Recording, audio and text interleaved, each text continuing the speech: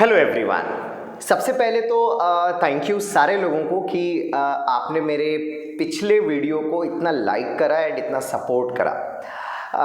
मैं अक्सर आपसे बात करता हूं तो ये कहता हूं कि आप मुझे ज़रूर बताएं कि आप क्या सुनना चाहेंगे, वो कौन सी बातें जो आपको बहुत परेशान करती है। और पिछले वीडियो में मैंने कमेंट सेक्शन में देखा कुछ लोगों ने कमेंट किया कि सर टाइम मैनेजमेंट पर एक वीडियो बनाया जाए, टाइम मैनेजमेंट पर थोड़ी बात की जाए।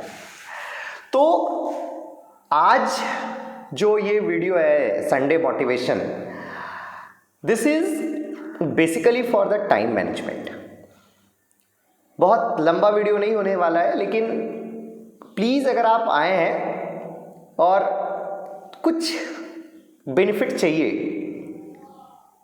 तो अंत तक जरूर देखिएगा वीडियो को।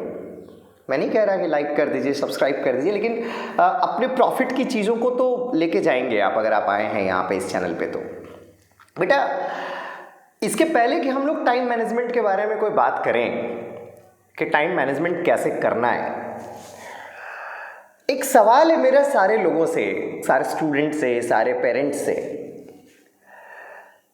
कि जब हम 10th पास आउट होते हैं, हमारे बच्चे जब 10th पास आउट होते हैं या बीइंग अ स्टूडेंट जब हम 10th पास आउट होते हैं, हमारे लिए फर्स्ट प्रायोरिटी क्या होती है? चाहे हमने साइंस लिया हो, कॉमर्स लिया हो, हमारे लिए फर्स्ट प्रायोरिटी ये होती है कि हमें एक अच्छे स्कूल में एडमिशन मिले। मैं एक एक करके सारे पॉइंट्स पर आ रहा। अब अच्छे स्कूल का मतलब क्या है? जब मैं ये कहता हूं कि मेरा बच्चा एक अच्छे स्कूल में पढ़ता है, तो अच्छे स्कूल का मतलब क्या है? उस स्कूल के इंफ्रास्ट्रक्चर अच्छे हैं, सिक्योरिटी बहुत अच्छी है, फर्श पे टाइल्स लगे हुए हैं, ये रिजल्ट बहुत अच्छा है।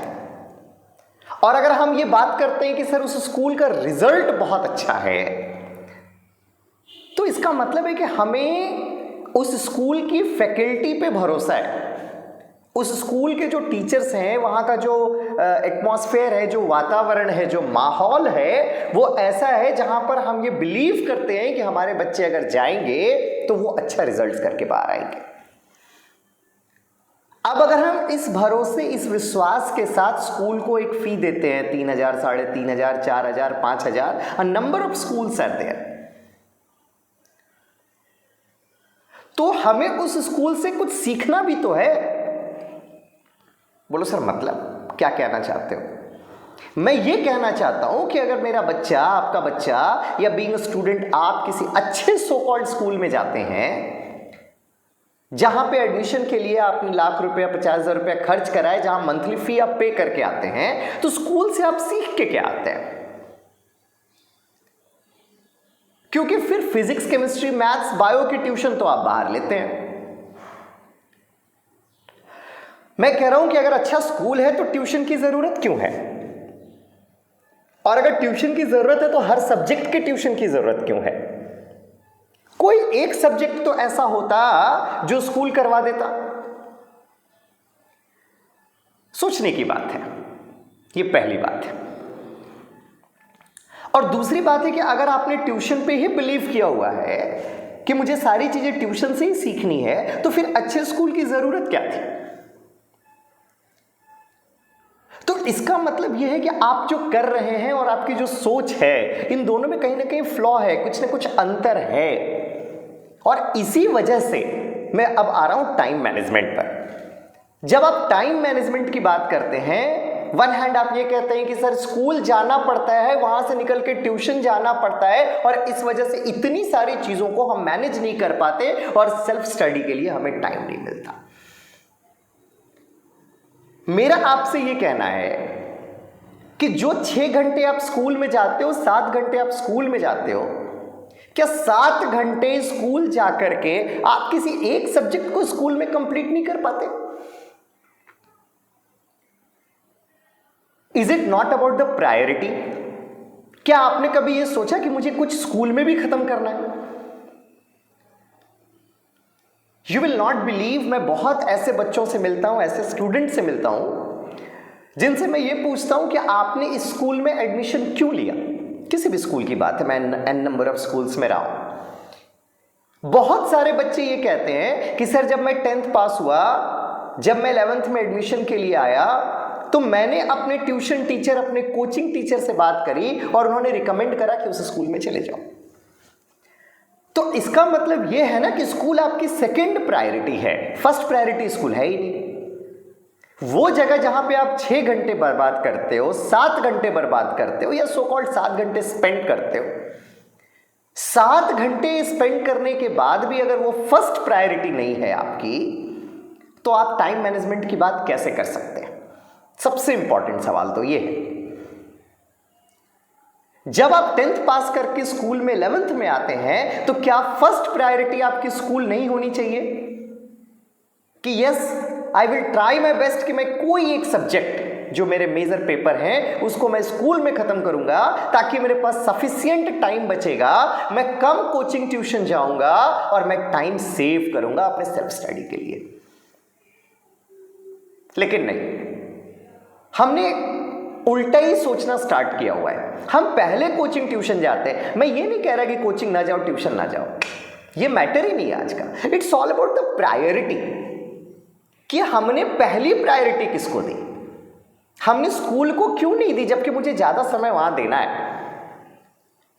क्या हमने अपनी समस्याओं पर अपने टीचर से बात करी? अगर मुझे कोई चीज नहीं समझ में आ रहा है, अगर आपको लग रहा है कि टीचर्स थोड़े से फास्ट चल रहे हैं या थोड़े स्लो चल रहे हैं, तो क्या मैंने इन चीजों को लेकर के उनके ऊपर के जो लोग हैं, क्या मैं वहां तक गया? और ये फेक आइडियोलॉजी में तो एकदम नहीं कि सर टीचर के अगेंस्ट, मैं टीचर के अगेंस्ट की बात नहीं कर रहा, मैं तो टीचर के साथ चलने की बात कर रहा। मैं तो ये कह रहा कि आप टीचर के साथ चलो, आप अपनी समस्याएं साझा करो कि सर आपकी बातें नहीं समझ में आई। रोज 45 मिनट के क्लासेस अगर आप कर रहे हो किसी भी एक सब्जेक्ट के, और अगर आप रेगुलर होकर के फर्स्ट प्रायोरिटी उसको दे करके अगर आप काम कर रहे हो, तो मुझे नहीं लगता कि आपको बाहर तीनों सब्जेक्ट के ट्यूशन की जरूरत पड़ेगी। हम लोगों ने भी पढ़ाई करी। First you have to keep faith, और इसमें कहीं ना कहीं हमारे रिस्पॉन्सिबल हैं पेरेंट्स भी, जो ये मान करके चल रहे हैं कि नहीं स्कूल में सर पढ़ाई होती ही नहीं है, आपने कभी भेजा ही नहीं उस लेवल पे, बच्चे कभी अड़े ही नहीं कि नहीं मुझे पढ़ना है, यही पढ़ना है, समस्याएं हैं इसका समाधान यही ढूंढना है। नहीं, आप सेकंड प्रायोरिटी दोगे तो कैसे काम चलेगा? तो when we are talking about that all time management things, the first and foremost thing ये है कि जहां पे आप सबसे ज्यादा समय व्यतीत कर रहे हो, समय बिता रहे हो, वहां पे सबसे ज्यादा चीजें सीख करके आओ। 24 घंटे में से ऑलमोस्ट 1/3 आप किसी जगह को देते हो और आउटपुट में कहते हो कि आपको कुछ नहीं मिला, और इसी वजह से आप फिर ट्यूशन दौड़ते हो। कैसे टाइम मैनेज करोगे? टाइम मैनेजमेंट का एक ही तरीका है कि अगर आप स्कूल जा रहे हो, बीइंग अगर आप स्टूडेंट हो, स्कूल लाइफ में हो, 11th 12th के स्टूडेंट हो, तो अपने स्कूल को फर्स्ट प्रायोरिटी दो, अपने स्टडी का भी 1/3 कोशिश करो कम से कम वहां से सीख जाए, और उस पेपर पे ट्यूशंस कोचिंग जाने की जरूरत ना पड़े आपको। ऑब्वियसली जब नहीं जाओगे, कुछ पेपर्स वहीं कंप्लीट हो जाएंगे, तो बाहर कम निकलना होगा, तो ऑब्वियसली समय आपके पास बच पाएगा। ये तो एक बात हो गई। First, give priority to your school. Talk to your teachers कि सर मेरे को यहां प्रॉब्लम हो रहा है। दूसरा, आजकल जो एक चलन है ना ऑनलाइन स्टडीज, कोशिश करो इससे जितना हो सके ऑफलाइन की तरफ आने की।